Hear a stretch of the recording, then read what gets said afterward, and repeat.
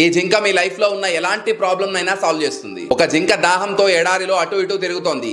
దాహంతో దాని గొంతు ఎండుకుపోయింది, కానీ దానికి ఎక్కడా తాగడానికి నీళ్లు దొరకలేదు. చివరికి అది అలసిపోయి ఒక చెట్టు కింద కూర్చుండిపోయింది. కొద్దిసేపు తర్వాత దానికి నీళ్ల చప్పుడు వినిపించి వెంటనే అటువైపు పరిగెత్తింది. కొద్ది దూరం వెళ్లిన తర్వాత దానికి ప్రవహిస్తున్న నది కనిపించింది.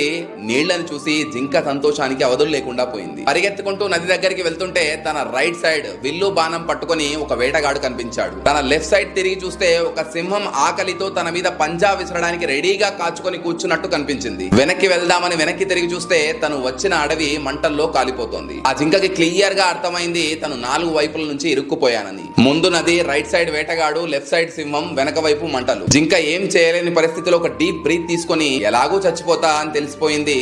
ఇక్కడికి వచ్చిన పనైనా కంప్లీట్ చేసుకుందాం అనుకుని వంగి నీళ్లు తాగడం స్టార్ట్ చేసింది. అంతలోనే ఆ పైవాడి మాయతో ఆకాశంలో నల్ల మబ్బులు కమ్ముకున్నాయి. ఫ్రాక్షన్ ఆఫ్ మినిట్స్ లో ఉరుములు మెరుపులతో కూడిన వర్షం పడింది. వర్షం కారణంగా అడవిలో మంటలు ఆరిపోయాయి.